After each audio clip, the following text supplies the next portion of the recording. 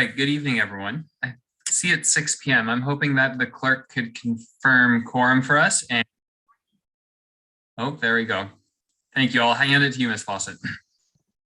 Thank you very much, Mr. Chair, and through you, I can confirm that we do have quorum, and in fact, we have the full committee with us this evening.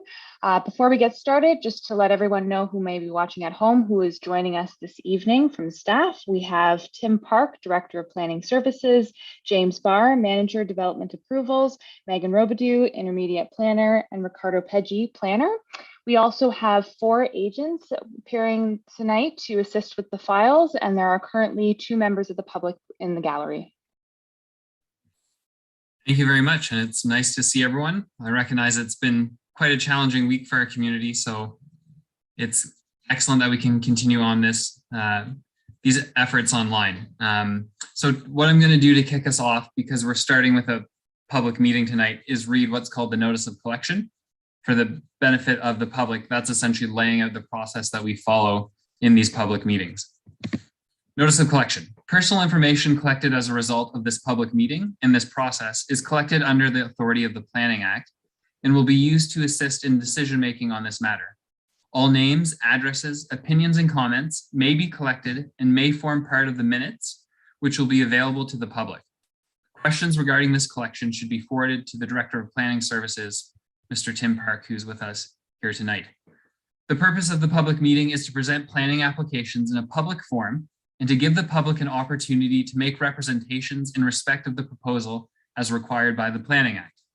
Following presentations by the applicant, the meeting will be open to the public for comments and questions. Persons speaking at the meeting are requested to give their name and address for recording in the minutes. Additionally, interested members of the public can email the committee clerk, we just heard from Ms. Fawcett, or the assigned planner if they wish to be notified regarding a particular application. And we can, at a later time in the meeting, provide those emails as appropriate. This is very important. No decisions are made at public meetings concerning applications. An exception to this rule is combined reports, which we're not dealing with tonight, so that's moot. But again, no decisions are made at public meetings. Public meeting reports are provided online and to members of the public and others to inform them of all relevant information. After the meeting tonight, staff will be considering the comments made by the public in their further review of the applications. When this review is completed, a comprehensive report will be prepared, making a recommendation for action to this committee. The recommendation typically is to approve with conditions or to deny. This committee then makes a recommendation on the application to City Council, who has the final say on the applications. Following a council decision, notice will be circulated in accordance with the Planning Act. If a person or public body would otherwise have an ability to appeal the decision of the Council of the Corporation of the City of Kingston to the Ontario Land Tribunal, but that person or public body does not make an oral submission at a public meeting, like we're at right now, or make written submissions, as suggested earlier, to the City of Kingston before the bylaw is passed, the person or public body is not entitled to appeal the decision. So if you're interested in being able to participate from beginning to end, at every stage in the planning process, please speak tonight or send an email when you're able on this file.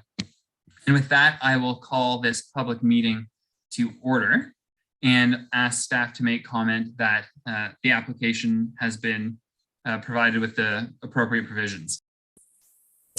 Thank you, and through you, Mr. Chair. Notice was given in accordance with the Planning Act as detailed in the public meeting report.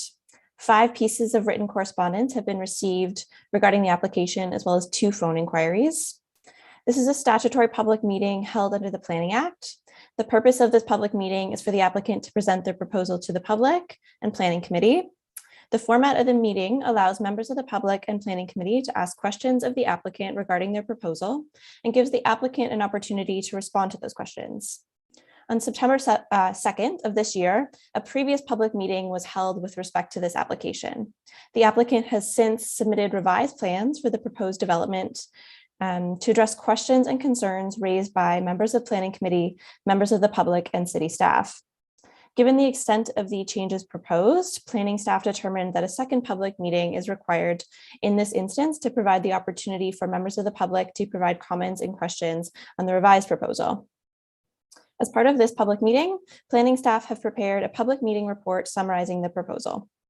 It should be noted that no recommendations or decisions are being made this evening regarding this report. Planning staff are in attendance this evening to record questions being asked of the applicant and to address any technical questions regarding the planning process. The questions asked by the public and planning committee, along with any written submissions, will be addressed by planning staff within a comprehensive report.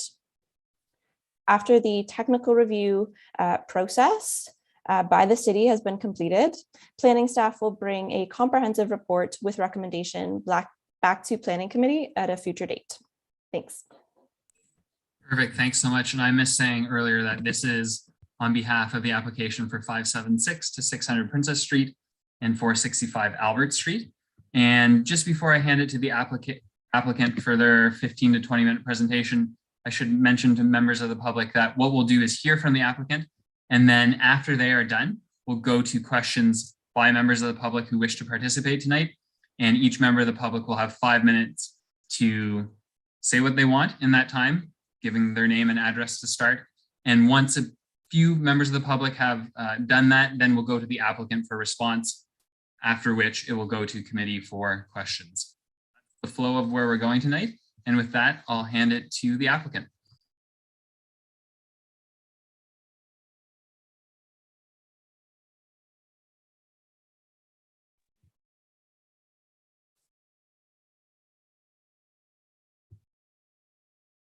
Madam Clerk, do we have someone here to speak to this file on behalf of the developer? Thank you, Mr. Chair. Through you, Ms. Wood is going to be presenting this evening. She was here just a second ago. There we are. I'm here. Thank you so much. Sorry, I thought we were second, but we're ready to go. Thank you. Well, thank you everyone for being here again. We appreciate your time. My name is Jennifer Wood. I'm a planner with FO10 Planning and Design. I'm also joined here tonight by a few members of the project team and the development team as well. This is a zoning bylaw amendment for 600 Princess Street. This is a second public meeting for this particular file for a proposed 6-story building along the Williamsville Main Street corridor. First public meeting was in September, where we received feedback from members of the public and this committee. And have in the meantime been working alongside staff to respond to other comments received through the technical circulation process. So we've, in response to what we've heard to date at the previous public meeting and through working with staff, we have prepared revised plans and have submitted as well a comprehensive response to the feedback we've received. And the purpose of this meeting, it's a second public meeting. We'll be presenting an overview of the changes that we've made. So next slide, please. A very brief refresher on the original submission, which included a 6-story residential building on the south side of Princess Street at the corner of Albert. It contained 186 residential units, including 4 live-work units. There were a total of 30 parking spaces, vehicle parking spaces, as well as 258 bike parking spaces. Amendments sought at that point included front and rear yard setbacks, coverage, details related to the mechanical penthouse, parking and density. Next slide, please. So we've received a variety of comments at the first public meeting, and we've sort of organized that feedback into several categories, which I will speak to tonight, which include public realm design, rear yard condition, parking, mechanical penthouse size and location, and density and suite mix. So those will be sort of the main themes that we'll be speaking to tonight and how we've looked at these and updated our plans. Next slide, please. And so I'll take you through how we've responded. Next slide, please. Starting with public realm, the Williamsville Main Street study established a clear vision for the corridor, which, one component included a vibrant, active area that prioritizes pedestrians. And this top image is taken directly from the cover page of the Williamsville Main Street study. And we heard at the previous public meeting, what we heard was that developments that have been constructed since the study was completed and since the implementing policies were approved is that we've failed to achieve this vision.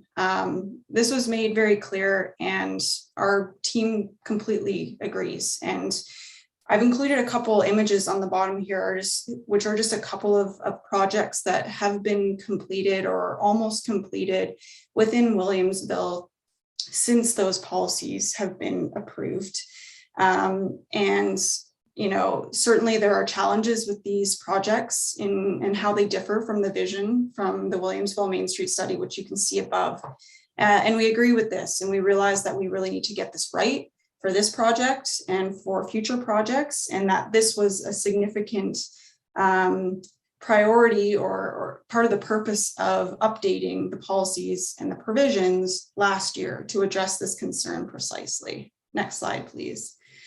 So in recognizing that, importance of providing a spacious public realm and accommodating a pedestrian clearway, landscaping, street trees, we've revised the building design to increase the ground floor setback from Princess Street an additional meter to make sure that we're achieving the 3-meter front yard setback. In addition to a 1-meter road widening that's required as well to widen the Princess Street right-of-way. So we've got 1-meter widening plus from that a 3-meter setback at grade on Princess. And then similarly for the upper levels, those have been set back an additional meter so that the building now does comply with all of the Princess Street front yard setbacks and step back requirements that were approved last year. Another component that I wanted to highlight is that we took a step back and we really worked with our project team to review the feasibility of providing street trees, because this is something that came up quite a bit at the public meeting, the first public meeting.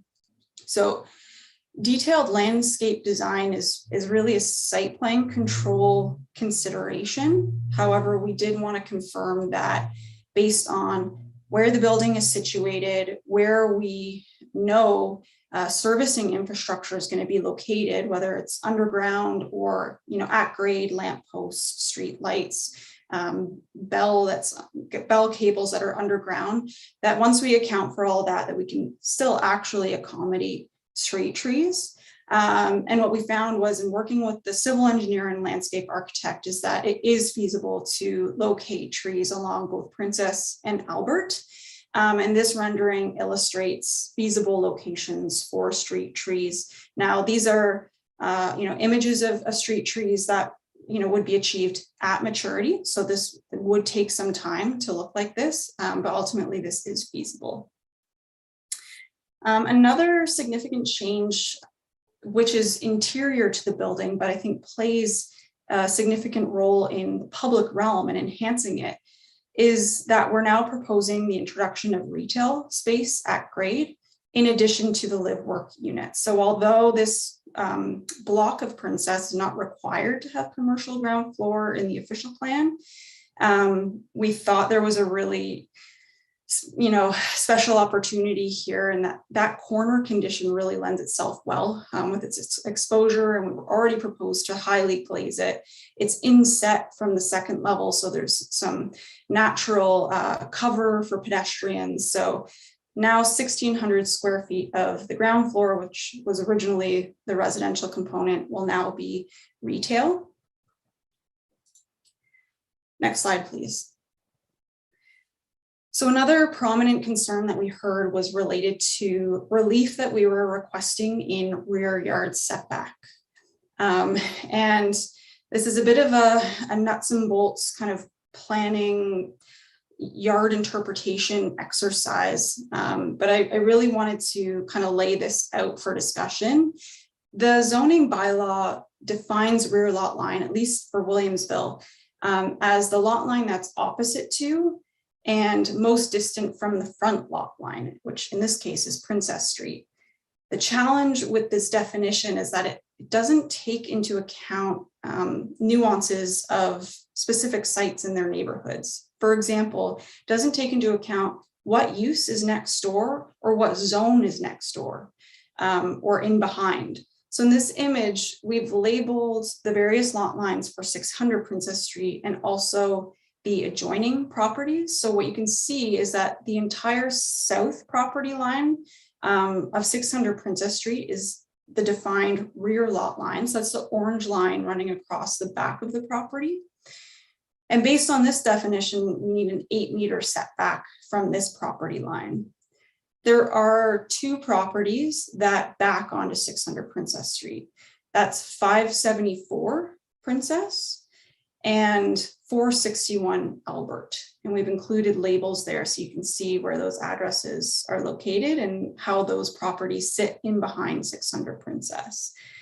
So what you'll see is that the same lot line that is the defined rear lot line for 600 Princess is actually an interior side lot line for these other properties, simply based on the configuration of those lot fabrics and how the definition is applied. The interior side lot line setback requirement in Williamsville is 0 meters. So it's the same property line for 2 different properties, but one is a defined rear yard and one is a defined interior side lot line. We are proposing a minimum 0 meter setback from the rear lot line only where it abuts 574 Princess Street. And then this would increase to 1.4 meters where it abuts 461 Albert Street. I think it's also important to consider that the zoning, where the zoning transitions from commercial to residential, which I've shown here with a dashed red line. So what's interesting is the properties that are past 600 Princess Street or south of 600 Princess are also within the Williamsville policy area and are themselves planned for intensification in accordance with the Williamsville policies. So while the orange line is technically considered the rear lot line for this development, it functions more as an interior lot line because beyond this point is also within the Williamsville corridor and intensification policies. Next slide, please. So these are both renderings of the building along Albert Street. And we've included in white the massing of the house at 461 Albert to illustrate the transition in height and massing down to this property. I think this property is a little bit different than the other corner, the southeast corner of the site, which abuts a mixed-use building that's already there. The property next door at 461 Albert is a 2.5-story dwelling. So while it's within the Williamsville policies and zoning and is sort of identified as part of the intensification corridor, it's still a 2.5-story dwelling that people live in. So we're trying to balance those 2 considerations. So what we've provided is at ground level, a 1.4 meter setback at the rear lot line. And then a change that we've incorporated in the most recent design is the introduction of a building step back at the back of the building at floors 5 and 6. And you can see that best in the top rendering. So what we end up having is a 6-story building that then comes down to a 4-story building that then comes down to the 2.5-story dwelling next door.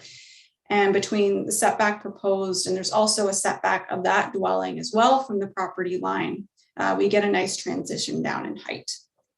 So I think overall what we're achieving here is a plan that balances providing that appropriate transition, but also recognizing that this property's rear yard actually abuts other properties within the Williamsville corridor that themselves have 0 meter setback requirements. Next slide, please. Parking. This was another item we heard a lot of feedback on. I'm sure, as you all know, the Williamsville updated zoning from a year ago introduced new parking ratio, a range of parking ratios for Williamsville. So now there's a minimum requirement of 0.4 spaces per unit and a maximum of 1 space per residential unit.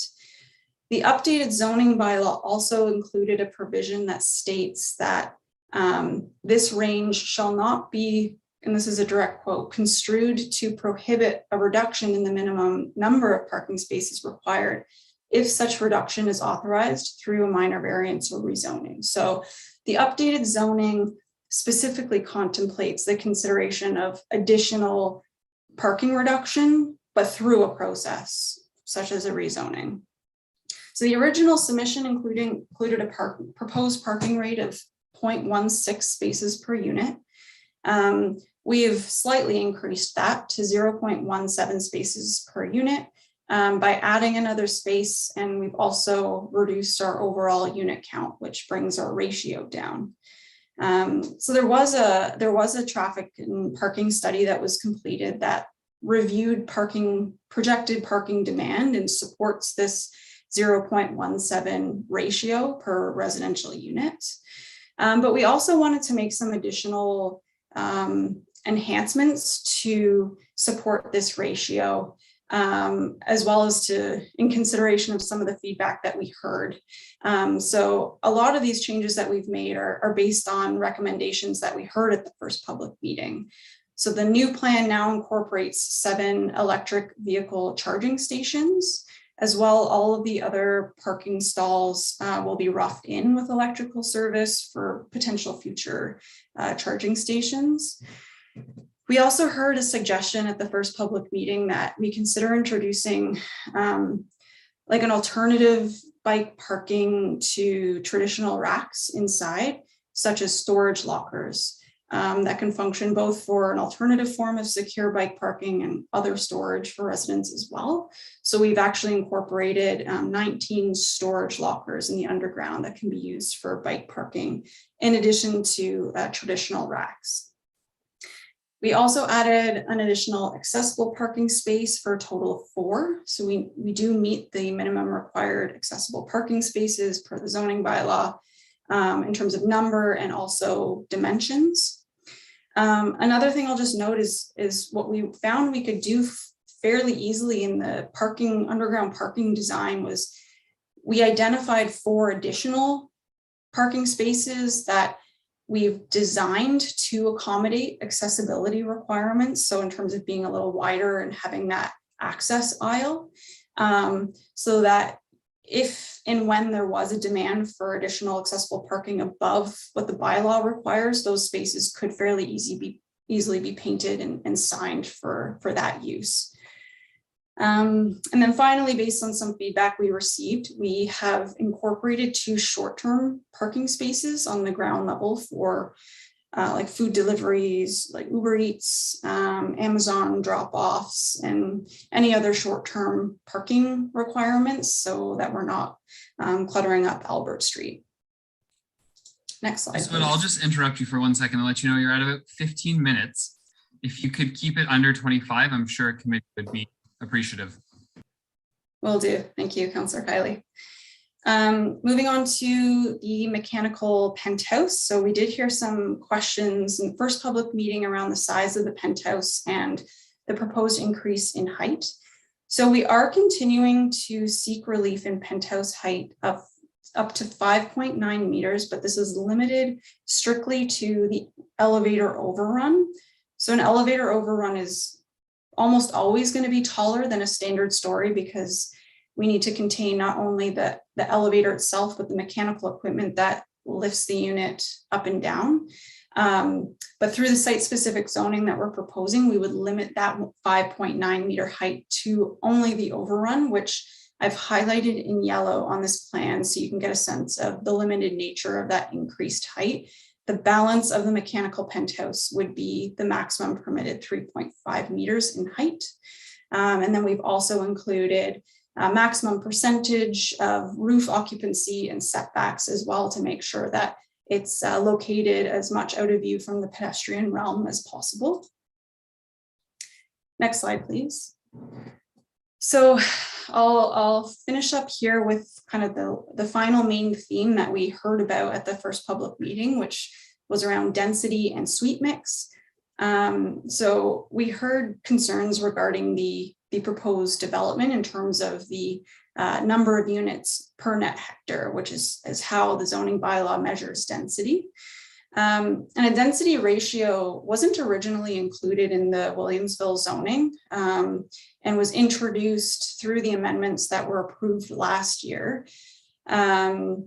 So this slide includes an excerpt directly from the updated Williamsville OP policy, which specifically identifies why a density provision was incorporated into Williamsville, and says that the purpose of the density limit is to support distribution of servicing capacity throughout the corridor and to ensure that individual projects aren't able to claim servicing capacity such that the development of adjacent lands would be prohibited or unduly impacted, and that this limit is intended to include, or the limits are included so that staff have the ability to recommend variances on a site-specific basis where appropriate.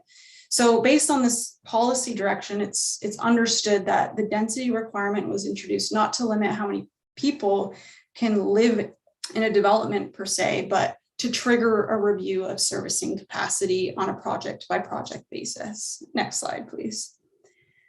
This slide just briefly illustrates as well that a density ratio doesn't necessarily reflect the full picture of number of residents. So on the left, we've summarized the density that's permitted as of right on the site, which is 55 units is the maximum number based on the as of right zoning for density.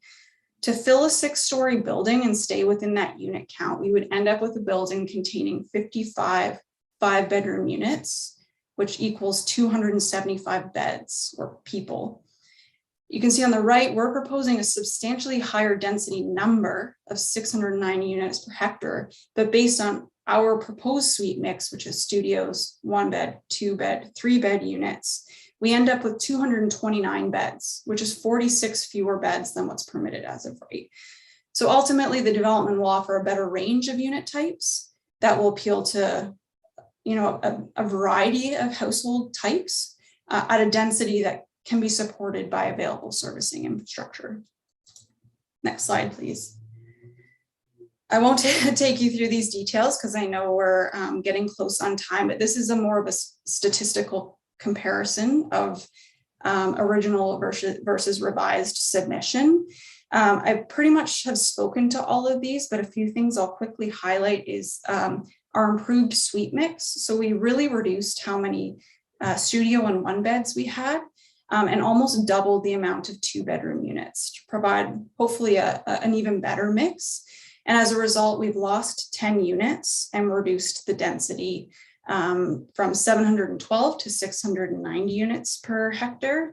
And finally, we've also introduced a commercial parking ratio of 1 to 150 square meters to reflect the introduction of retail into the development. Next slide, please.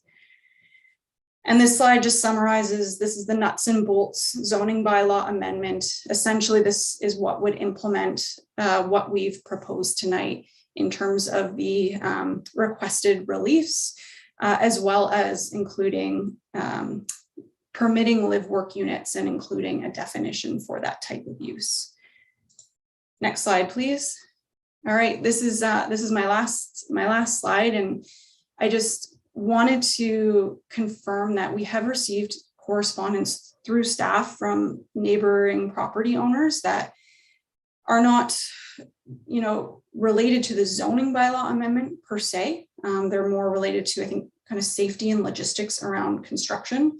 But I did want to acknowledge that we've received those comments and heard that feedback, and we're prepared to speak to that tonight, and of course work with those neighbors to set out a plan before any construction would occur. So thank you very much for hearing this summary of our changes. We're excited about the improvements that have been made based on the feedback we've received from all of you, and look forward to any questions or comments you might have about the revised design. Thank you very much, Ms. Wood. And before we have questions from committee, we'll go to members of the public. Madam Clerk, do we have anyone who would like to participate at this point? Thank you, Mr. Chair, and through you, we do have 3 members of the public joining us this evening, and I do have 1 hand raised. For those who are with us, if you wish to speak at this portion of the meeting, we do require you to use the raise hand function in Zoom. This is located in the center of the Zoom window at the bottom of your screen. With that, Mr. Chair, we will start with Joan Bowie. Perfect. And before we do, I'll just do a quick reminder. It's 5 minutes for each member of the public. Please make comments, ask questions, and state your full name and address for the minutes. After you, Ms. Bowie. Joan Bowie, 414 Albert Street. Thank you very much, members of the committee and the presenter. I have been following this with interest since I live down the street. And one of the things that I'd like to comment on is that the cumulative effect of all of these projects is not really being followed. And I understand that we're here just for one project. However, a couple of areas where the cumulative effect is coming to play, one of them is in transportation. So I read through the transportation report for this, and I saw several omissions that I think should be drawn to the planning committee's attention. First of all, home base is supposed to be having deliveries from a major truck every, I don't know how often, to a place across the street from this project. And I see no mention of home base in the transportation report that I read, unless I missed it. So it has, we need, the trucks that are coming are going to be supplying food for a residence of 40-something people, plus a cafe that is on Princess Street. So that's one thing. There's no mention of a daycare that brings traffic to the street every day because they're infants. Most of the people, not everyone, but most of the children come by car. So there's another transportation issue. Another transportation issue is the fact that we don't know right now which way cars are going to turn on and off Princess Street. I was pleased to hear that the widening of the street has been considered on that corner, on the corner of 600 Princess, but they're assuming, from what I read, that you're going to be able to go right and left off Princess Street, and who knows? I had heard something that there may be only one turn off Princess Street. So there are a lot of impacts on another building at the corner that haven't been considered as far as transportation flow is. There's an increase in all kinds of transportation, which pedestrian, cyclists, skateboarders, so on and so forth. So as I say, I realize this is not solely 600 Princess, but if the transportation plan were in place, I would feel much happier. This brings to, they have mentioned that they're going to have 2 spots for drop-offs. Well, I can tell you, you need way more than 2 spots for the number of times students order a sandwich, because it happens regularly and you don't have enough space. I'm also concerned about how the work-live situation, which I completely think is a fine idea, but say you have a psychologist's office there or a music teacher or whatever, where does somebody park for that hour? There's no parking on Princess Street. There's no parking on Albert Street at that corner, I assume. So there's parking is an issue. Plus we're promised green streets. And when I hear trees are feasible, I'm very disappointed, because if you notice today, the federal government is planting trees. The city of Kingston has declared a climate emergency. I think the trees go in first. I mean, it doesn't make sense to not have trees in this climate. So I think that would be very important. I don't understand all the ins and outs of density, so I won't get into that, but I do know that more than one person can live in a bed in one person bedroom unit. So we've seen the numbers portrayed as 229 people, but in fact that could be double, because you can have 2 people in every unit. So how much more time do I have? About Councillor 40 seconds. 40 seconds. Okay. So my final request is that the city planners and staff request a review, because in the original study, there was a peer review process. And since this is the first project in the new revised Williamsville Main Street, it seems appropriate to me that we look at all aspects, why they're asking for so many exemptions. I haven't even mentioned the real lot line, but if our new revised project plan isn't working for a project like this, which they've obviously done a lot of thinking about, I think that we need to have a peer review to find out where the shortcomings are. Thank you very much. Excellent timing. Thank you so much. Madam Clerk, do we have another member of the public who wishes to speak? Thank you, Mr. Chair, and through you, I do not have any hands at this time. Perhaps we could do a final call. If there's anyone else who wishes to speak to the application on the floor, if you could please raise your hand in Zoom so that we may call on you.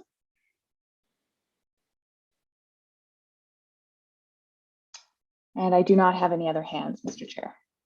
All right, thank you, Ms. Fawcett. So Ms. Wood, could you please address Ms. Bowie's questions and comments? Certainly, thank you. And through you, thank you, Ms. Bowie, for your comments. We appreciate them and know how invested you are in Williamsville and in this project. So I guess starting first of all around transportation and concerns with cumulative effects of this development, previous developments and future developments, and also comments related to a home-based housing project across the street on Albert.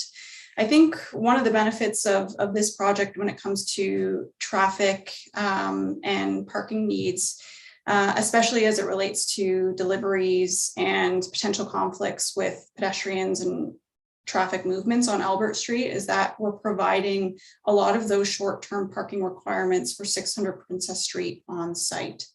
So we've got, in addition to now including 2 short-term parking spaces for deliveries, we also have a dedicated loading space. In addition to that, that could be used for commercial deliveries as well as potential residential move in and move out, recognizing that at certain times of year, those move in, move outs will require more than just the one loading space.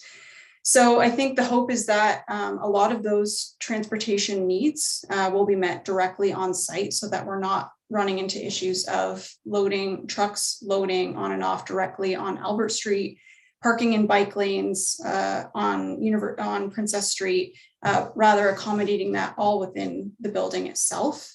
The transportation study that was prepared would have looked at traffic movements that are evaluated based on real-time counts.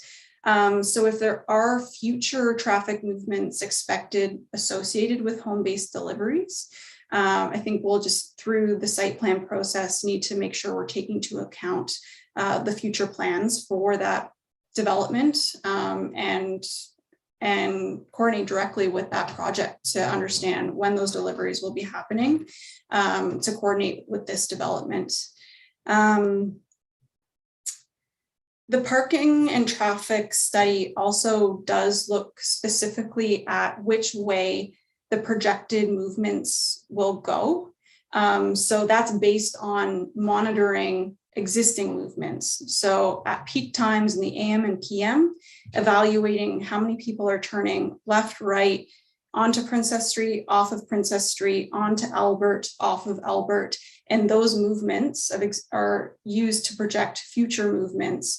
So if there are changes to lane configurations, that's something that we'd have to look at in the future. But expected movements are looked at through the traffic study. But I think we'll take these comments back to our traffic engineer and see if we can incorporate some of those concerns and comments into our response.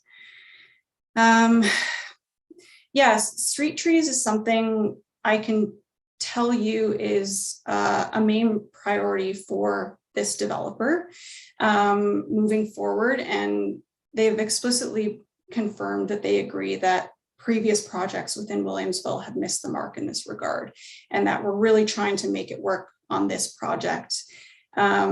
So we have looked at this. We do know that there is space and depth to achieve street trees on both Princess and Albert. One thing we previously looked at was, in order to, achieve more parking underground, was expanding the footprint beyond the building below grade.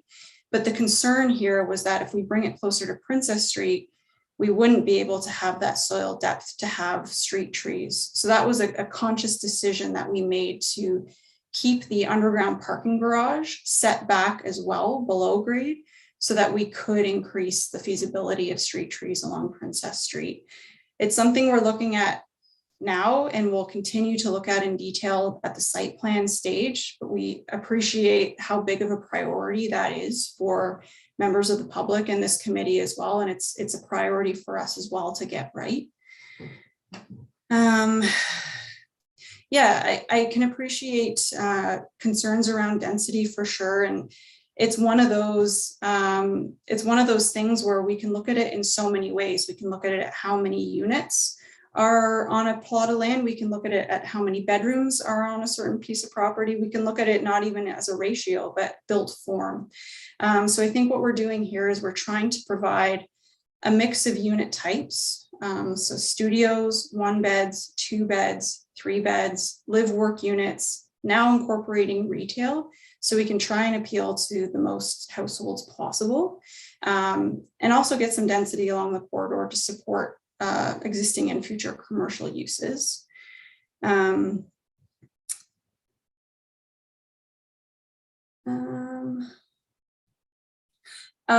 work units. I know there were previously questions around live work units, and I note your question today about the live work units as well. They're really they're a residential unit first, is I guess the way I would describe it, with built-in flexibility that someone who's maybe starting a business isn't quite at the point where they are in a position or need the space for a separate independent bricks and mortar store or office or space, to provide them that flexibility to take that stepping stone. So there is parking provided on site that could be used for that use. Short-term parking, we are now providing a commercial parking space as well. So I think, we'll have to look at that a little bit more closely and how that works in terms of the residential and, commercial component of that live work unit. But the hope is that folks who live in the neighborhood can use the additional bike parking that we're providing, transit along Princess Street, and maybe even walk if they live in the neighborhood to access these live work units. If they're going to, for example, a chiropractor who wants to set up a small shop in their individual unit on Princess Street. I think I've covered it off, but please correct me if I'm wrong if you think I've missed anything. I see Ms. Robideau's hand up. Would you like to jump in there?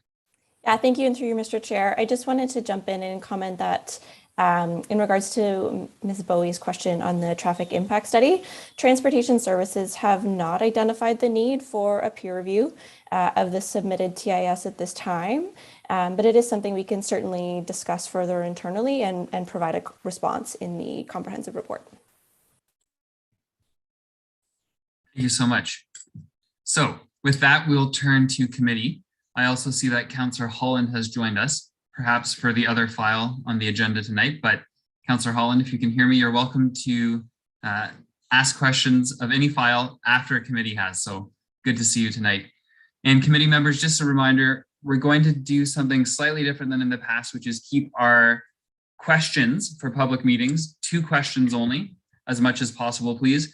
And that each committee member will have 5 minutes. And then we'll go to the next committee member after the applicant has responded. And if we need to do multiple rounds, I'm totally fine with that. But just for efficiency's sake, 5 minutes at a time. And I encourage you strongly to keep it to questions at this public meeting. Would anyone like to kick us off? Councillor Neal. Thank you. And Ms. Wood, thank you very much for your presentation. I have a couple of questions. There are clearly, you heard a number of things that were said at the last public meeting. The addition in the parking area of charging stations and the putting in the infrastructure needed to add more later, I think is really, really good.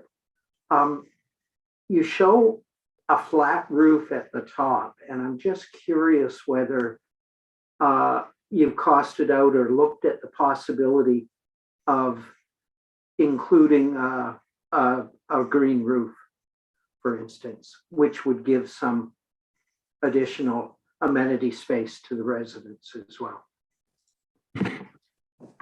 Thank you. And through the chair, the flat roof on that's accessible from the penthouse will have a vestibule that will provide access to amenity space. So a significant portion of that roof area has been identified and will be programmed for amenity space for residents. In terms of green roof features, I might actually turn it to Christian Huggett, who's part of the development team, who might be able to speak to that further. Sure, thanks, Jen, and through the chair, Councillor, thanks for your question. We have looked at both green roofs and at roof amenity. So we are planning on a combination of both on that 6th floor. We have been thinking about that actually, so that there are active areas where you can sit and be outside, as well as green roofs that are, you know, more for looking at passively and support flora and fauna in the neighborhood. So we are considering both. Thanks. I appreciate that. Thank you, Christian.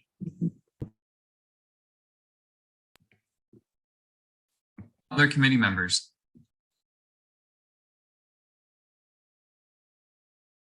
Going once? Councillor Hutchison, after you. Thank you, Mr. Mayor. Just clarifying on the point of the street trees, do we have any idea how many there will be?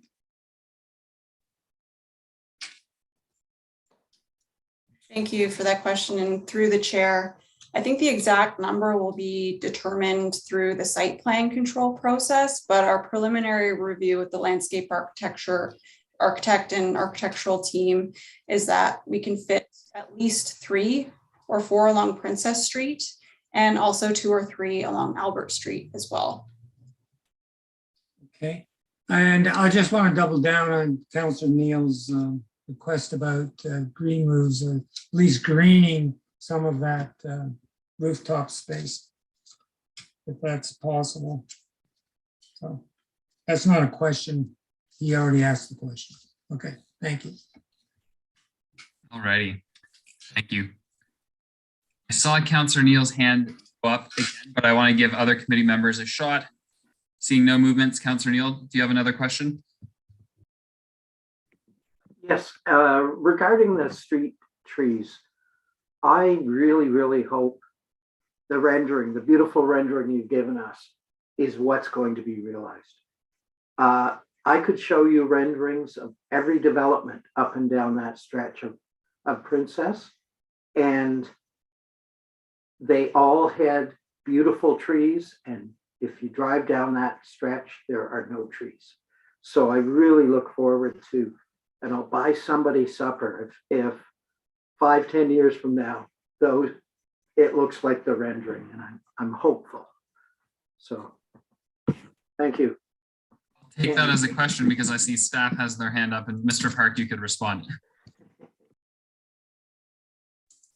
Thank you, and through you, Mr. Chair. I just wanted to speak to this matter because it was exactly what you're talking about, an issue we raised with the applicant. And we strongly encouraged them to, when they were working on their street tree planting plans, to look and seek out the utility locates within the public right-of-way to ensure that the trees that they are showing on their site plan ultimately and on this rendering are feasible. And if I heard Ms. Wood correctly, and she can verify that afterwards, they did undertake that exercise, and they have been able to find appropriate locations where trees will successfully be able to be planted and mature. Thank you. Excellent. Thank you, Mr. Park. Ms. Wood, did you want to comment further on that? I will just add that, Mr. Park is absolutely right. We consulted with both the civil engineer and landscape architect to identify any potential conflicts underground or above ground that might preclude street trees, identify where that is, and basically see what we're left with in terms of soil depth to confirm that it's feasible. And it is. And I think a big reason for that is, if not the main reason, is the introduction of greater front yard setbacks in the updated zoning bylaw. The originally approved zoning for Williamsville included a 1 meter setback. So I think that's when we provide a building that's only a meter setback from the front lot line. And then we start trying to incorporate, street furniture, utilities, lamp posts, sidewalk. We run out of room for street trees, and then we end up with boxes or planters after the fact as an afterthought at the site plan process with an approved 1 meter setback. That doesn't quite work. And so now we've got 3 meters to work with, plus a widening and room to accommodate, cables and utilities underground, street furniture and street trees as well. Thank you, Mr. Huggett, your hand's up. You can add to that if you'd like as well. Thank you, Mr. Chair. Yeah, I would just add that, we recognize we have been a contributor, of course, in this corridor, and developer of a number of projects in this corridor, and I'm sure everyone knows that. And I would echo that the introduction of greater setbacks, particularly within a constrained right-of-way like Princess, which is, the sidewalks are basically on the curbs, and then the right-of-way is hitting. It is very challenging to do. To accommodate trees within that. For example, in front of this site, there are a number of utilities right under that sidewalk. So, essentially it's the setback that helps achieve this, and that's not a site-specific constraint. So I would just say that we acknowledge we've been part of this. We've basically said that we think this is a way to improve, and that's why we are certainly hearing all of the comments from last go around and the city, and are including that. We really feel strongly that the public realm on this frontage on Princess is very important, and that's why we've also introduced retail as well, and live work. Thank you. Thank you. All right, I haven't seen any indication from other committee members. Councillor Holland, would you like to ask any questions? Not on this file, that's fine. Okay, last call for committee. Seeing none, thank you. Oh, Councillor Chappell, please, after you. Thank you, Mr. Chair. My question is related to the responses that I've been hearing about the trees and treescape. And if the setback isn't sufficient to afford additional trees because the services along Princess Street are restrictive, I certainly am not advocating for planter boxes, that's for sure. But there's 2 items that were mentioned this evening that bother me. One, the amount of traffic that gets on Princess and the number of units that are going to be utilized. I can anticipate that the usage of this particular model of apartment or condo will require significant days of pressures of moving days. I don't see anything within the report talking about how it's going to deal with traffic of tenants trying to move in on an annualized basis. I don't see how the easement of the 1 meter is really sufficient to create that streetscape. And it certainly will not look like the pictures that were itemized as the plan for Williamsville. And so my question is, was there any discussion with planning staff to increase this from beyond an extra 1 meter to get closer to perhaps 2 meters? And If so, what was the outcome? If not, why wasn't it discussed? And then the second is the issue of parking for commercial use. If you're going to have a chiropractor on the main floor, is there going to be a dedicated parking spot? How are you accommodating that? So parking and basically that move back from the sidewalk on Princess Street.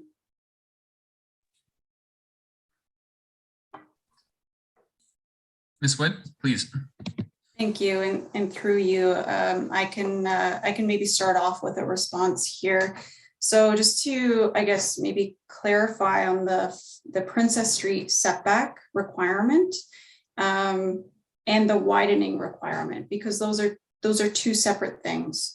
So the updated Williamsville zoning includes a minimum setback requirement of 3 meters from Princess Street for that first level. So staff have indicated that in order to make Princess Street wide enough to meet their own minimum right-of-way requirements, in addition to that 3 meter setback, we also need to provide a widening along the front of this property to contribute to the right-of-way. So what the result is a 1 meter widening that will add to the right-of-way and potential for widened sidewalk, plus the 3 meter setback above and beyond that widening. That would allow for collectively 4 more meters of sidewalk, street trees, whatever other features in the public realm we're trying to achieve. There will be a dedicated parking space for the commercial use. We're including this one at grade level. We do have some at grade parking in addition to underground. So we have, through adding more parking in the redesign and reconfiguring our layout, have provided for dedicated commercial parking. Councillor Chappelle, do you have any supplemental questions to that? You're good. Okay. Thank you very much. And with that, we will close this public meeting. Again, thanks to everyone who participated. And we will move on to our regular scheduled planning meeting. Alrighty, just making sure that I have the right agenda in front of me. We'll start by calling the meeting to order. This is meeting number 2 of 2002. Hard to believe already. We're a year ahead. That's how the schedule works. So approval of the agenda. Could I have a mover and seconder, please? Councillor Osanik, Councillor Hutchison, all in favor? Alrighty.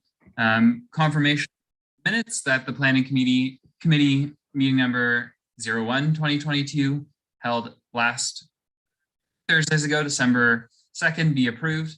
Could I have a mover and seconder, please? Councillor Hill, Councillor Neal, all those in favor? Are there any disclosures of pecuniary interest? Seeing none, we have no delegations, no briefings, but our business, there is one item, and that is in regard to 596 McDonnell Street.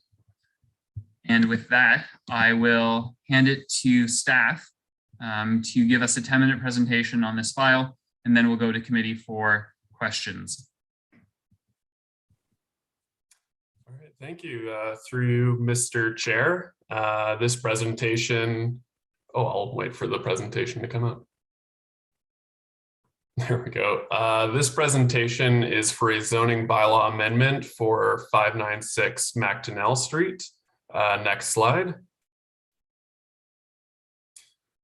So the purpose and effect of this application is to permit a 3-unit multi-residential use to recognize existing non-complying building and site attributes, such as the existing side yard setback, driveway width, lot width, and front yard setback, to reduce the required parking rate and parking dimensions, and to increase the maximum allowable uncovered surface parking area in the rear yard by 1 square meter, and to reduce the lot area minimum based on the number of proposed units. If approved, the property at 596 McDonnell will be rezoned to a site-specific A5.617 zone. Next slide. The property is located in the Kings Court neighborhood on McDonnell Street, north of Concession and south of 3rd Avenue Park. The property is located mid-block, slightly to the north of the intersection between McDonnell and First Avenue. The site is located within a 1 and 2 family zone, which extends to the north, south, and east. And to the west is an apartment complex with a site-specific multi-family dwelling zone. Next slide. The property is currently developed as a single unit, 3-story building with a single-story rear addition. The proposal is to add 2 stories to the existing addition at the back to match the existing height of the 3-story building facade that faces McDonnell Street. The property will support 2 2-bedroom units and 1 4-bedroom unit for a total of 3 units and 8 bedrooms. The rear yard will also contain site amenities and functional elements such as communal amenity space, 3 parking spaces, and a secured bicycle parking area with 3 spaces. Next slide. These are the proposed elevations. The brown colored massings are the existing dwelling and the gray is the addition. You can see the 2-bedroom unit in the rear will be accessed via a staircase. Next slide. These are the photos from the site from the front yard at McDonnell Street. Part of the application is to recognize some existing attributes of the site, such as the side yard and front yard setbacks, driveway width, and lot width. You can see here. Next slide. And this is the view from the rear of the property. As you can see, some work was already conducted without building permits and planning approvals in the fall of 2020. A stop work order was issued on November 26, 2020, and all work has ceased on the property pending the consideration of this zoning bylaw amendment application. Next slide. The property is designated residential in the official plan. The goal for the residential use designation is to respond to the housing needs of the city's citizens by retaining and augmenting a broad range of housing at all levels of affordability within a safe, convenient, and stable setting. The proposal is considered an infill, intensification, and conversion project listed under the residential uses section. And the proposal has been assessed based on the medium density rezoning requirements in the official plan. Next slide. The property is zoned A5, 1 and 2 family dwelling in bylaw 8499. And if approved, the site will be rezoned to the site specific A5.617 zone. Next slide. The city has received 9 pieces of public correspondence to the proposal, 1 in support and 8 against. Here I'll discuss some of the concerns raised with the proposal. So one concern is regarding the incompatibility with the predominantly lower density neighborhood. And so while the built form of the Kings Court neighborhood is predominantly lower density, there is evidence to suggest that there is a shift in the neighborhood towards multi-unit dwellings, especially with the addition of several secondary units in the neighborhood. In terms of built form, it is anticipated that the proposed development will not cause any adverse effects to neighboring properties. The proposed development is within the zoned height requirements and is consistent with building heights in the area. Issues of overlook are expected to be minimal as the applicant will add screening to the west-facing balconies. There's concern that the addition to the building was constructed illegally and the proponents are now requesting relief. So in a situation like this one, where a structure is built without a building permit being issued, the proponent has 2 options to remove the structure or to apply with the city to legalize the area of nonconformance. In this case, the applicant has ceased construction and has applied for a zoning bylaw amendment. It is noted that the city has issued a stop work order on the property. There are concerns about maintenance on the property, and this issue cannot be considered within the zoning bylaw amendment process and is a consideration under property standards bylaw. There's concerns regarding parking on site and the effect on on-street parking. The reduction in parking is consistent with the general direction that the city is taking with regards to minimum parking requirements. The new zoning bylaw, for example, would allow for the proposed parking ratio. There is concern with overlook and the fact that the building is much taller than the surrounding buildings. And as I've stated, the building is within the height requirements set by the zoning bylaw. Staff have worked with the applicant to develop some mitigation techniques, such as the visual screening. There's concern that the electrical panel, hot water tank, and furnace will not be sufficient to handle the larger load, and that there isn't a fire escape from the third floor.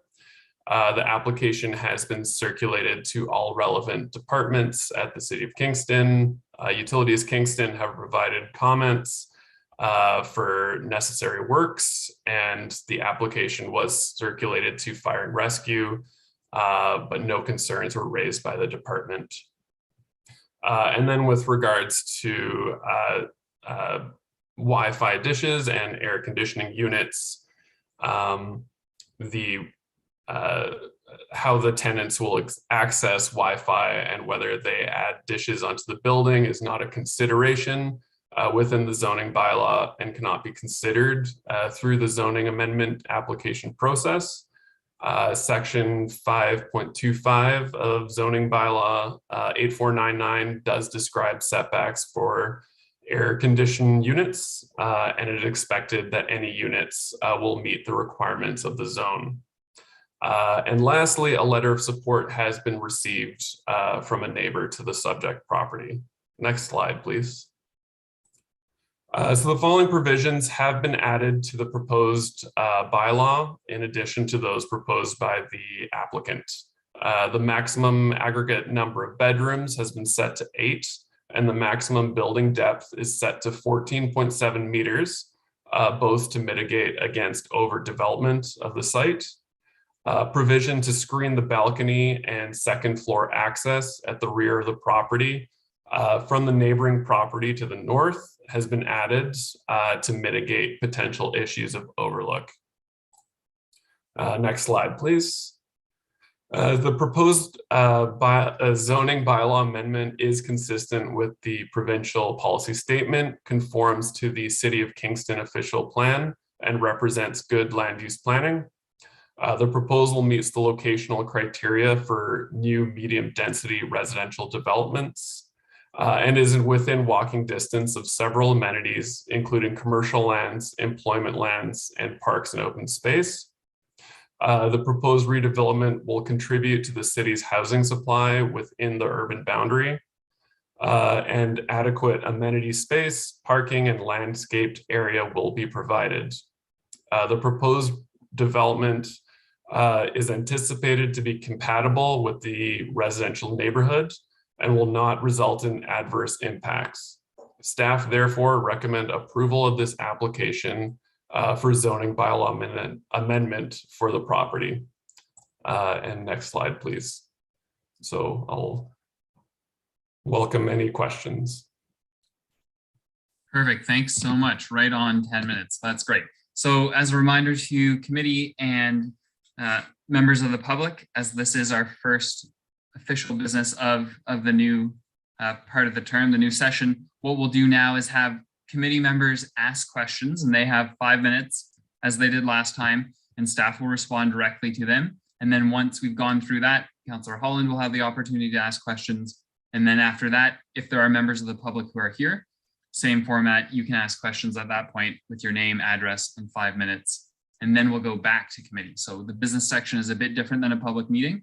It gives more time for back and forth. And also by the time all of that's done, we'll have the motion on the floor and opportunity for debate. So with that, I see Councillor Neal, your hand's up. Please go first. Thank you very much. One concern that I had was with the idea of the outside stairs to the second floor, I believe.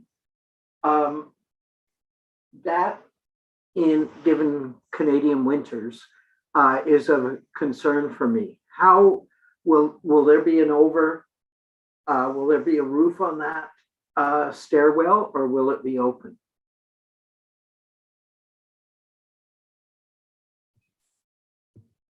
Mr. Peggy? Thank you, Councillor Neal, and through you, Mr. Chair. I apologize. I'm just getting open the elevations here, but I believe they are to be open stairs. Yeah, that would indeed be a concern, I think, for the tenant and the safety issue, perhaps. I mean, I know that could be addressed if we sought a bump up of site plan.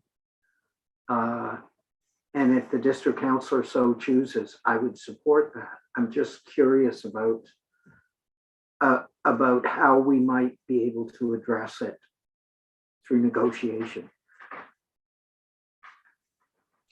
I see Mr. Park's hand is up. Mr. Park? Thank you, and through you, Mr. Chair. Councillor Neal, unfortunately, because there are only 3 units proposed in this development, it is not subject to site plan control. So we are not able to address it, excuse me, through that. Sorry, that was a senior's moment. I knew that. Thank you very much. Thank you. Oh, and just a reminder, this, if approved here, it goes to council, and until council approves this zoning, correct me if I'm wrong, but I believe that would mean that no building permit would happen before council approves this. If that's accurate, is the developer aware of that? Ms. Stuckey, your hand's up. I was going to say through you, Mr. Chair. Mr. Park, sorry. You're correct, Councillor Neal. It would go to, excuse me a second. No problem. Perhaps Mr. Barr, you could take that. Thank you, and through you, Mr. Chair, I'll sub in on this one. A building permit cannot be issued for this property until the zoning is in place. So even after this goes to council, should it get approved at council, there is an appeal period that happens after the notice of decision is issued, which is 20 days from the date of the mailing of the notice of decision, which usually happens the Friday after council on Tuesday. So no building permit could be issued until that zoning is in place and final. Okay, so we should, since he operated some construction without a building permit prior, I would assume that he will know that it will be sometime in January when he receives final approval for this. Is that accurate? Through you, Mr. Chair, that's accurate. The applicant will be kept up to date as to when their appeal period lapses and will be provided a notice after their appeal period lapses, should it be approved. And only then could planning sign off on a building permit and it be issued. Thank you very much.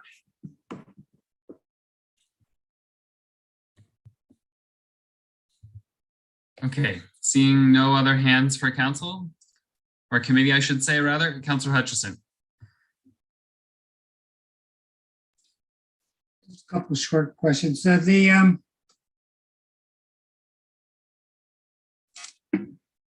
what way, when we're talking about incompatibility with the immediate neighborhood, the answer given was there's a shift to multi-res evident with secondary suites. could you explain the reasoning behind that? Because secondary suites tend not to be of the same structure as this building is and will be. Like they're adjacent or sitting in the back of the property, or there's a number of ways they can be manifested, but they generally aren't. And you can see from the pictures that this building is way higher than anything around it. And this speaks to the illegality of this property too, which I'll get to in a second. Can you respond to me? What's the reason?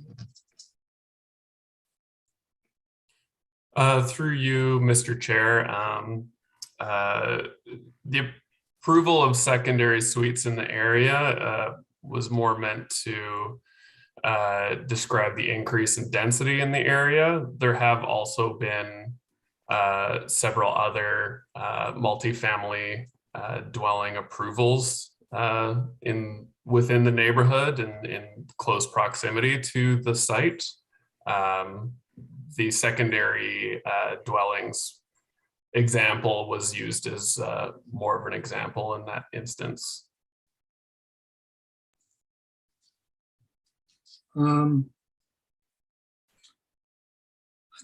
Thank you for the explanation.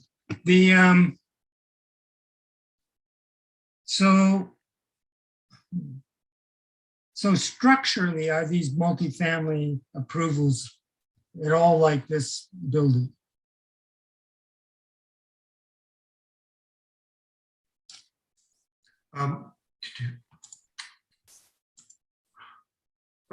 Through you, Mr. Chair, and my apologies for that. I should know better than to eat almonds without having water nearby. The built form, it's fair enough to say the built form is different from some of the surrounding properties, but it's also important to note that the height of this dwelling actually meets the permitted height under the zoning bylaw.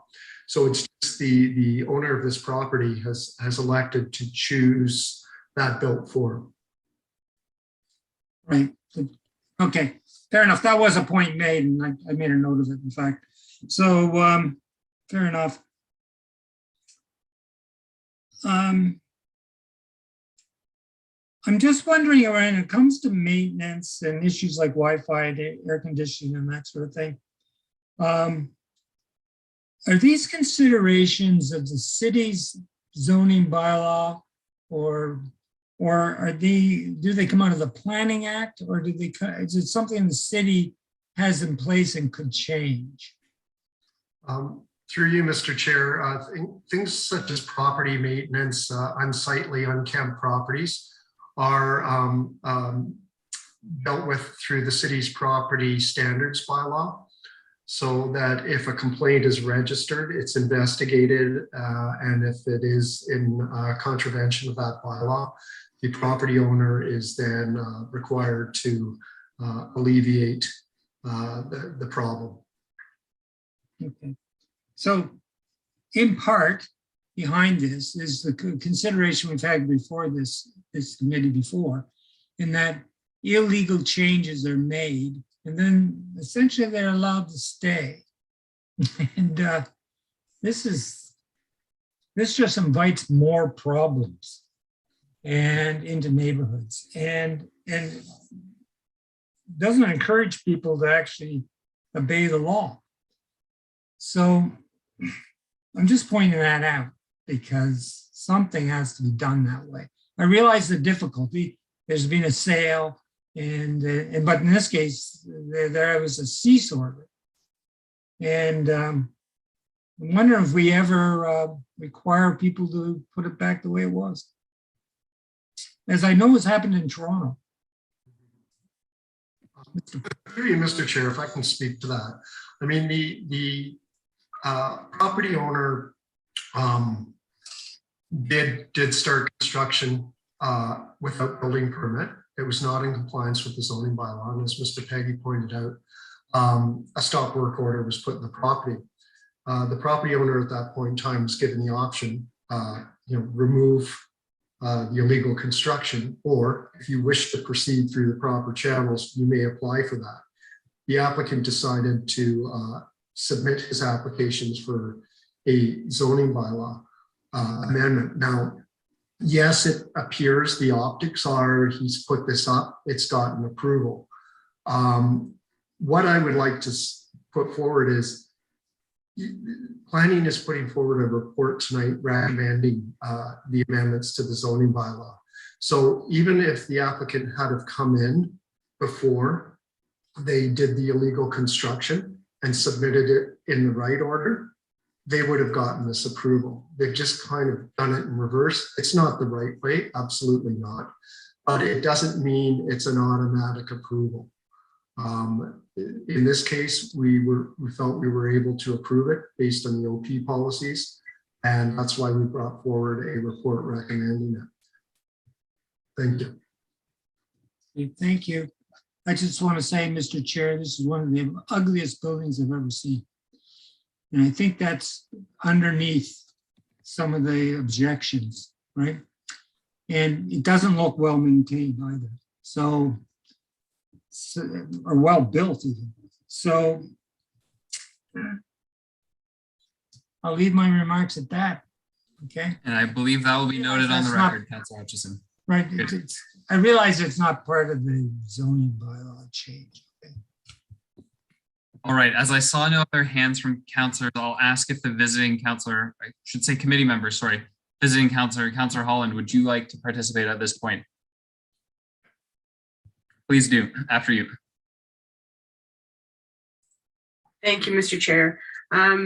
So I guess I just wanted to pick up a little bit on the earlier question from Councilor Hutchison regarding the reference in both in the report and in the presentation to compatibility in terms of size, scale, really, as far as the number of units with existing secondary suites in the area. So I was wondering if, because I'm assuming the reference, the nearest ones are the new ones that are at the First Ave school site, which are similar in that they have the A5 zone height, but nevertheless are sort of disproportionately large relative to this street surrounding them. And so I'm wondering about the issue of precedent setting was brought up a number of times in the communications from residents. And I know that that is the number one concern, that all of the buildings will continually increase in height up to the allowed zoning, therefore changing the size and the nature of the neighborhood. So the remarks in the report did not actually, the response to those questions and concerns in the report were did not really get to that. And so I just was wondering if staff could comment on that. Mr. Peggy or Mr. Park?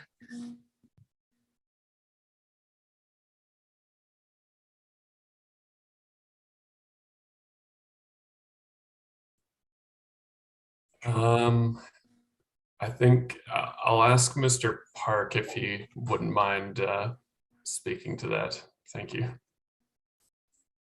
Through you, Mr. Chair. The compatibility, Councillor, is the criteria we look at. A lot of it is it's not just the built form, it's about overview, shadowing, matching setbacks, because you don't want to get like sawtooth frontages, things like that. So there's a multitude of factors we actually look at in terms of compatibility.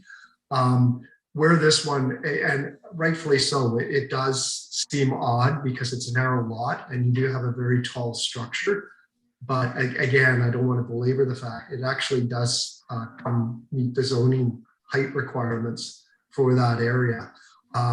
There's nothing that would necessarily stop any abutting properties should they choose to redevelop or build up. They could do the same thing. They just haven't done that in this case. So when we have a provision in the zoning bylaw, it does allow room for growth. It's difficult to say it's not compatible, But the things we do focus on within the official plan are the compatibility criteria, as I say, like shadowing, overviews of the neighboring yards, things like that, that are really, you do not want to create in these situations. And we feel through the review of this application, we have addressed those. Okay, thanks. And then just one other question then on sort of a similar issue, more technical, I suppose, but what is the size of the area that you look at when you're doing that consideration of compatibility? Is it like street by street? Is it the entire neighborhood? Is it a certain number of meters surrounding the area? Thank you, and through you, Mr. Chair. There's no prescribed distance per se, like set out to say you have to do it within 120 meters. You really are looking at the sort of the abutting streets, the neighboring streets, maybe 1-2 over. You certainly wouldn't be going 2-3 kilometers away. So you're looking effectively at the immediate adjacent properties and streets. Okay, thanks. I know I'm not supposed to really get into anything other than questions. Is that correct, Mr. Chair? As the visiting counselor, and because we're in a business, I'm happy to allow you to fill your 5 minutes as you see fit. Okay, we have 3 minutes left. Okay, well, I think I'll just as someone who's not voting on this at this time, I'm just bringing here mainly to draw your attention to the concerns that were raised in the correspondence that were in the report and have been addressed in the report to some extent. But I do believe that that there are a number of overall concerns with the fact that this property, this development, has characteristics that are not compatible. As Councillor Hutchison has mentioned, the existing secondary suite units, and there are some tertiary suites in the neighborhood, are incorporated into family homes, even the newer ones that were developed. So this is a very distinctive looking proposal from that perspective. And again, given the way that it stands out, given the way that the design is not compatible, I believe, with the existing densification that has been happening in the neighborhood. I have to just point out that it's causing a great deal of concern in the neighborhood. The fact that there would be 8 bedrooms in a building that is not a single family home it is something that is very unique and it continues to bring a lot of concerns, and of course, obviously, many of those are due to the fact that the existing building is in poor condition. So, just wanted to be here to bring those to light and to point you to the correspondence if you haven't had a chance to already look at that. Thanks very much. Thank you, Councillor Holland. So we will move from committee to members of the public. Madam Clerk, do we have anyone who wishes to speak at this point? Thank you, Mr. Chair, and through you, we do still have one member of the public sitting in the gallery, so we will just ask in case that individual would like to speak to the current file, if you could please raise your hand in Zoom so that we may call on you. And that's located in the center of the screen of your Zoom window. Just give a couple of seconds here, Mr. Chair, to make sure they do not wish to speak.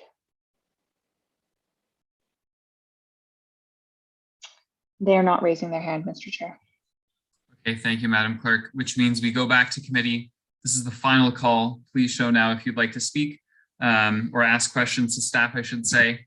And if not, seeing none, I'll ask for a mover to put this motion on the floor, please. Councillor Chappelle, are you asking a question at this point, or are you moving to put it on the floor? Okay, question. You have up to 5 minutes. After you. Thank you, Mr. Chair. I'm just reflecting on the comments that Mr. Park has made about how we look at these projects in terms of how it compatible with shadowing impacts. And I just like to have a further reflection on how this is compatible with the community and the shadowing impact. A little more detail on those responses would be helpful. Thank you, Councillor. Mr. Park, I believe that was addressed to you.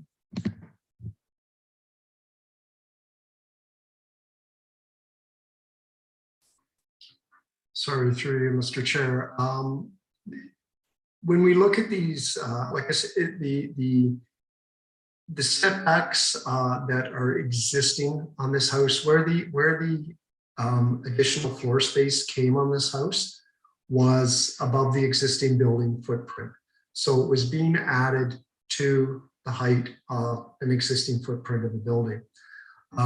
The maximum height in zoning bylaws are determined to be compatible ones for height. Albeit I do hear what you're saying is this is a house that is 10.5 meters tall and the ones either side have not maxed out to that ability. It's not to say that they can't in future if they were to choose that route. So because one property owner has made the decision to utilize the height that's available to them, they're meeting the intent of the bylaw. The intention of the bylaw was homes in this area could have a height of that. So in this case, if you actually did have the two abutting properties having homes on it of the same height, it really wouldn't be a question of so much shadowing compatibility or built form compatibility. They're all being built in a like fashion. Councillor Chappelle, you have many minutes left.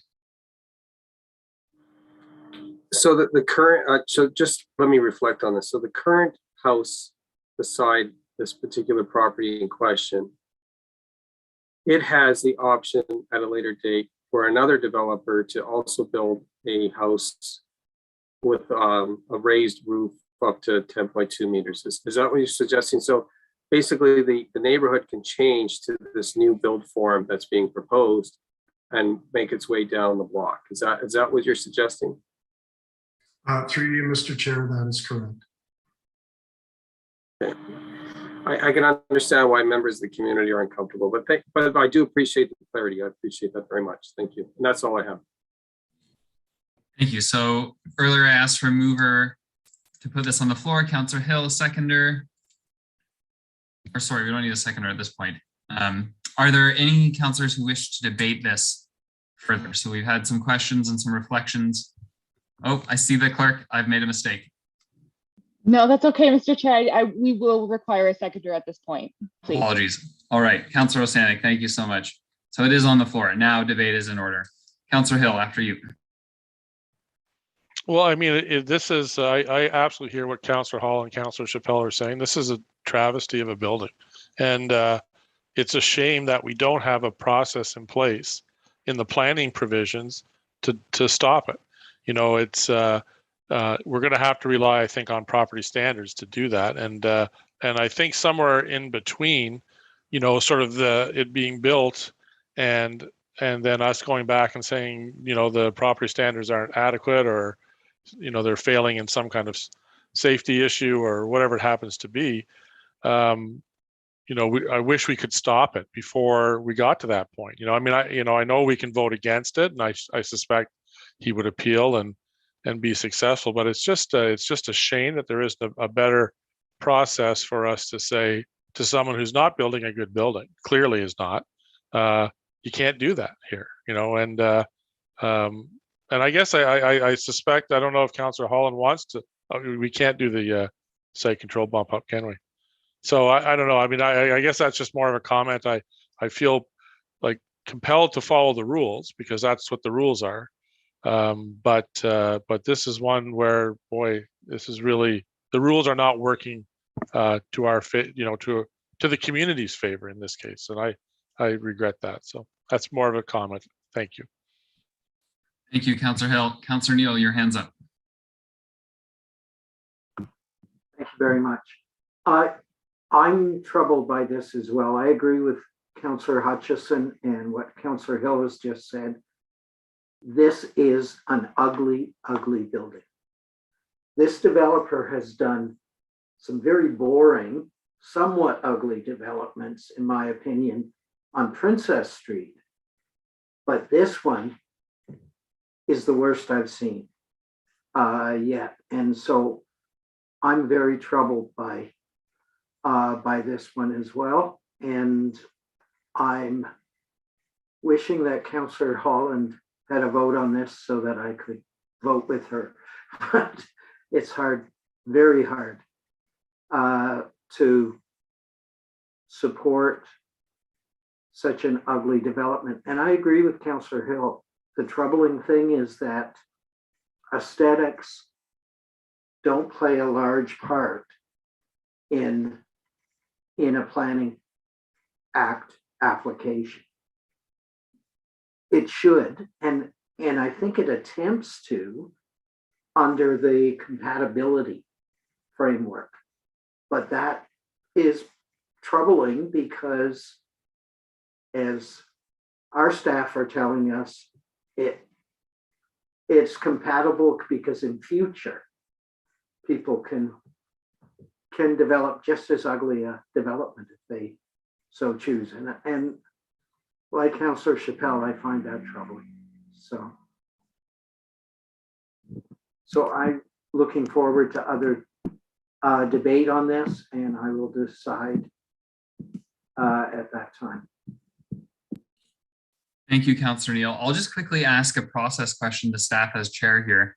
We've heard a few times it's mentioned that this can't be taken to site plan. Does that include if the district councillor tries to bump it up, just for clarity for committee's sake? Through you, Mr. Chair, that is correct. It can't be bumped up to site plan because it doesn't qualify under the site plan bylaw. The site plan bylaw, site plan bylaw as a minimum must contain 4 residential units. This proposal only contains 3. Okay, thank you. Are there other committee members who would like to speak to this recommendation on the floor? Councillor Hutchison. I just want to say that I agree with a number of the previous comments, particularly Councillor Hill, who put his finger on the sense of internal conflict I think some of us have. It's not even so much like the building had to be bought, so there it was, but it's adding in a similar fashion to it that is concerning. It wasn't a great building to begin with, but adding to it in the same fashion is really, you can see why that's concerning to the neighbors. At the same time, the staff have made clear in the report and their comments the rules as they exist are what apply here. So, and we have a responsibility there. So I'm afraid, for me, I'm thinking I'll probably have to vote for this, but I have a horrible feeling I might regret it. And so for all the reasons that have been discussed today, the technical ones included. So I know the district council doesn't have a vote, but no guarantees I don't change my vote at council. So I'll go from there.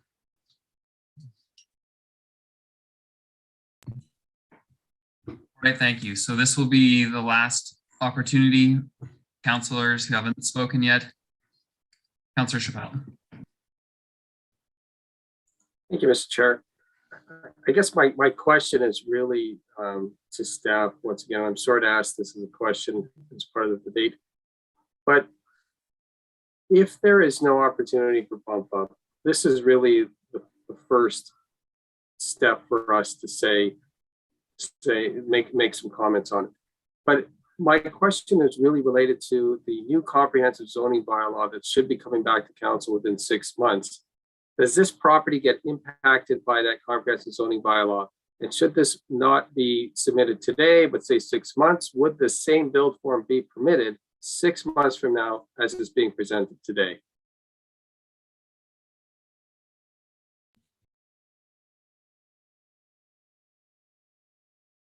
Thank you, Councillor Chappelle. I see a few staff popping up. Who would like to take that? Through you, Mr. Chair. Mr. Peggy, please go ahead. Oh. Thank you, Mr. Park.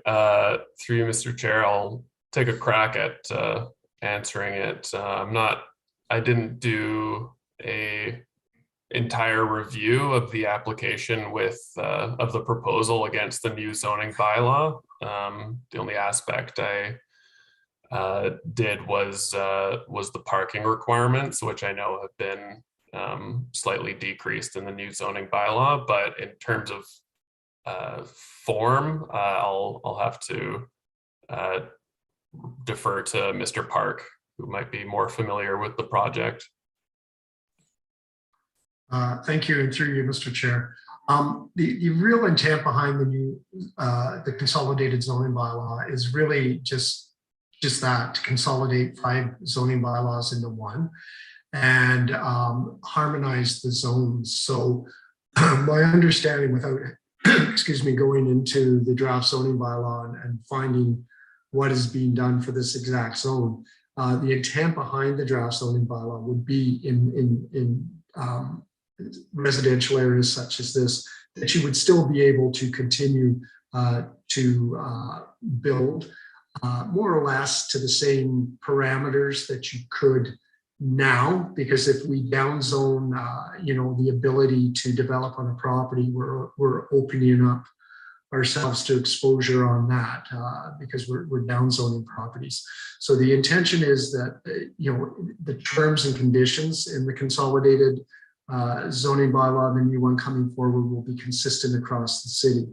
I think the question here is maybe something that we can look at when we're doing the review of the site plan control bylaw and how to deal with additional units within residential areas. And perhaps in that document, that's the place where we can address issues like this, and where you have a secondary or tertiary unit added, that they would be subject to site plan. But that is something we would have to review through that process.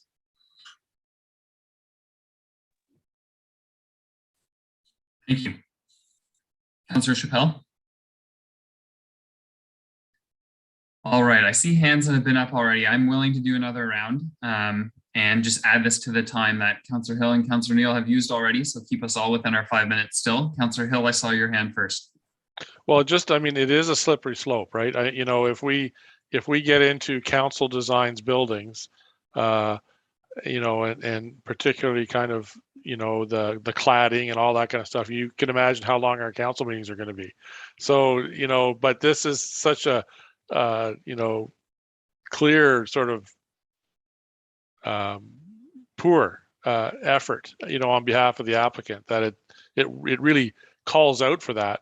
But I can see that, if we get into a situation where we start to say, okay, we're going to become the arbiter of good taste, in every development that happens in the city, then, we're going to be, no one will be on planning committee, I can tell you that. So that's the problem, right? And so I think I'm kind of like Councillor Neal, or Councillor Hutchison, I guess. I'm going to hold my nose and I'm going to vote for this, and then I'm going to ask folks to see what we can do about how do we as a council come to terms with the kind of applications that are clearly not in the best interest of the community in future. But unfortunately, this is already in front of us. Thanks. Thank you. Councillor Neal, after you. Thank you. And I believe, if I understand how we were going to deal with site-specific sites, when we were discussing the second draft, I think, of the comprehensive zoning bylaw. As I understand it, this will become it will be accepted as an exception. And if a future addition is proposed or something else, wouldn't that require the new zoning bylaw to kick in? Is that accurate? Is my memory fading? Mr. Burr, go for it. Thank you, and through you, Mr. Chair. Sorry, in the background while this question was being posed, I did take a look at the new zoning bylaw for this area as well. And I think the main thing to remember is whether the application was submitted today or 6 months from now, the underlying official plan designation and the compatibility criteria which we review these applications in the official plan isn't changing. So the application which we are statutorily obliged to accept and review under the Planning Act as the approval authority would still have to be considered, whether or not it was under the new zoning bylaw or not. Looking ahead, this site is proposed to be in the UR13 zone. And a quick review of that sees that it is pretty similar to the existing A5 zone that there is today. One of the, including things like height, setbacks, and the like. One thing to note about the A5 zone that is different than what we commonly, I guess, see in the A zone is average building depth.